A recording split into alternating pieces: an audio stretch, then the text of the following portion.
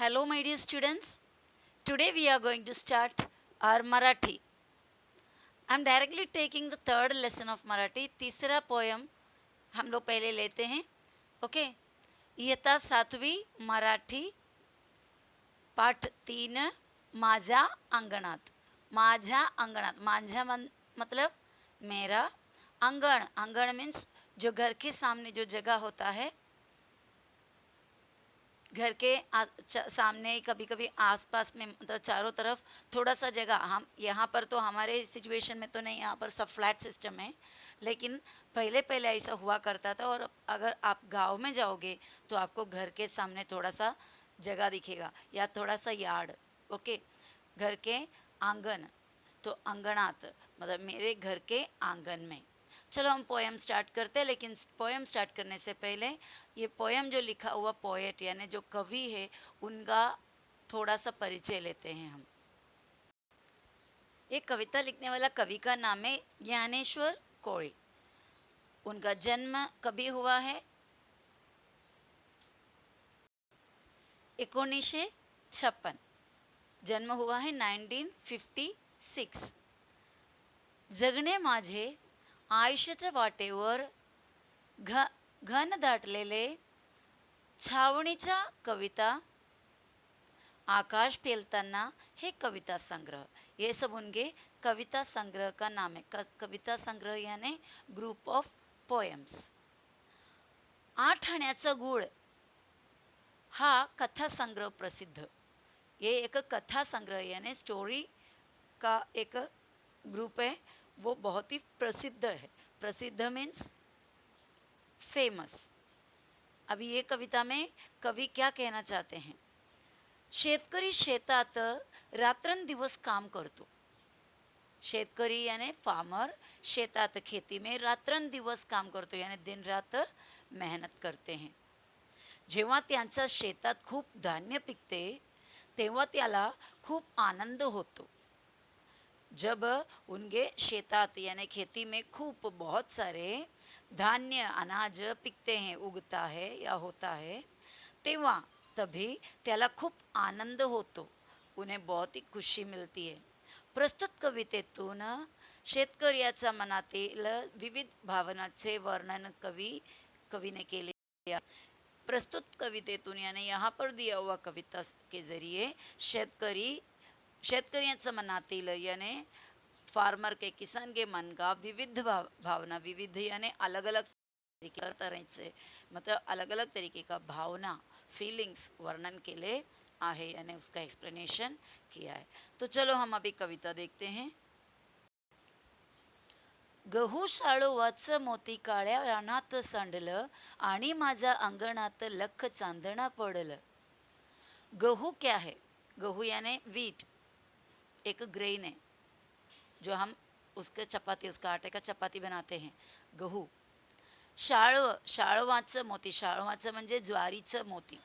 ज्वारी. दो अलग अलग ग्रेन्स का नाम इधर दिया है, एक गहू और एक ज्वारी. ज्वारी पता है आप लोगों को, ये दोनों महाराष्ट्र में ज़्यादातर यूज़ करने वाले दो ग्रेन्स है. ये ग्रेन्स को मोती कहा गया है यानी अनाज एक किस्म के मोती है. मोती यानी बहुत ही मूल्यवान एक स्टोन होता है, बहुत ही प्रेशियस स्टोन होता है. पर्ल बोलते हैं हम इंग्लिश में. तो गहू शाळवाचं मोती काळ्या रानात सांडलं. काल्या रानात. रानात यहाँ जंगल होता है, लेकिन यहाँ पर मिट्टी के बारे में बोल रहा है. मिट्टी यहाँ का कैसा है, काला है. काली मिट्टी बहुत ही फर्टाइल होता है, बहुत ही उपजाऊ होती है. तो काल्या रानात सांडलं कहाँ पर मिला है, कहाँ पे फैले हुए हैं. काला मिट्टी में या काला खेती में गहू और ज्वारीचे मोती फैले हुए हैं. आणि माझ्या अंगणात लख चांदणं पडलं. और मेरे आंगन में, अंगणात यानी मेरे आंगन में लख चांदणं पडलं. मानो कि किस तरह है. लख चांदणं पडलं यानी एकदम ब्राइट कलर, ब्राइटली मतलब स्पार्कलिंग, बहुत ही तेजोमय. चांदणं. चांदणं यानी मूनलाइट. पडलं ऐसा मानो, मतलब मेरे आंगन में आज बहुत सारे गेहूँ और ज्वारी के मोतियाँ बिखरे हुए या गिरे हुए यानी खेती में मुझे बहुत अनाज मिला और मेरे आंगन में वो पूरे आज आ गए हैं, जैसे कि मानो आसमान में बहुत ही स्पार्कलिंग, बहुत ही सुंदर, बहुत ही ब्राइट मूनलाइट गिर गए हो। इस तरह मेरे आंगन में बहुत सारे गेहूं और ज्वारी आए हुए हैं। आगे देखते हैं हम। काळ्या शहर मातीतूनी मोती पवळ्याची रास, अंगणात माझाडुले रान मेव्याची मी जास। काळ्या शहर मातीतूनी मतलब काले कलर के, काले काली काली मिट्टी में से, मातीतूनी यानी मट्टी में से, माती यानी मिट्टी। मोती पवळ्याची रास, मोती एक प्रेशियस स्टोन है, पवड़ा दूसरा एक प्रेशियस स्टोन है। दो प्रेशियस स्टोन का नाम यहाँ पर दिया, मोती आणि पवड़ा। तो मोती पवळ्याची रास, रास यानी ढीग, ढीग यानी ढेर, हम हिंदी में बोलेंगे ढेर। यहाँ देखो आपका ये टेक्स्ट बुक में ढेर दिखाया हुआ है, ये देखो, इससे ये जो दिख रहा है ना, इसको ढेर कहते हैं। ओके, ढीग। और यहाँ पे उसके लिए क्या वर्ड दिया हुआ है? हाँ, क्या है? रास। और आगे क्या दिया है देखो, अंगणात माझ्या डुले रावण मेव्याची मी जास। अंगणात माझ्या डुले रान मेव्याची मिजास। माझ्या अंगणात मतलब मेरे आंगन में डुले डुलता है रान मेव्याची मिजास। रान, रान क्या होता है? रान यानी जंगल, जंगल, मेवा क्या है? फल। जंगल में जो आने वाले फल होते हैं, जैसे हम जामुन, करवंदा वगैरह जो फल होते हैं, तो जंगल में उगने वाले जो फल है वो आज मेरे आंगन में मिजास, मिजास यानी बहुत ही प्राउड से घूम रहा है, प्राउड, बहुत ही प्राउडली घूम रहा है, या बहुत ही एटीट्यूड दिखाकर आज मेरे आंगन में हिल डुल रहा है, नाच रहा है, घूम रहा है। तो ये हुआ अंगणात माझ्या डुले रान मेव्याची मिजास। दिला घेतला वाढतो रानातला रानमेवा, तुम्ही आम्ही सारे जण गुण गोविंद्याने खावा। दिला घेतला वाढतो, दिला आणि घेतला यानी दिया और लिया, देने लेने से ये कम नहीं होता है, वाढतो यानी बढ़ते ही रहता है। क्या चीज़? रानातला रान मेवा, ये जंगल से मिलने वाला रान मेवा यानी जंगल का ये फल एक दूसरे से, एक दूसरे को देने से और लेने से घटता नहीं, कम नहीं होता है, बल्कि बढ़ता है। दिला घेतला वाढतो रानातला रानमेवा, तुम्ही आम्ही सारे जण गुण्या गोविंदानं खावा। चलो, तुम्ही यानी आप, आम्ही यानी हम, आप और हम सारे जण यानी सभी लोग गुण्या गोविंद खावा यानी बहुत ही गुण्या गोविंदाने म्हणजे आनंद से, खुशी से खावा यानी खाएंगे। चलो, तुम्ही आम्ही सारे जण गुण्या गोविंदानं खावा। जीव दमतो शिणतो घास भरवते माय, घरामंदी घरट्यात जशी दुधातली साय। जीव दमतो शिणतो, खेती में काम करने के बाद जीव यानी जान, दम तो यानी थक जाता है। किसान कह रहा है कि मैं खेती में पूरे दिन काम करने के बाद मैं बहुत ही दम तो थक जाता हूँ। क्षीण तो यानी पूरे अंग में, पूरे बदन में पूरे दर्द, थकावट होता है।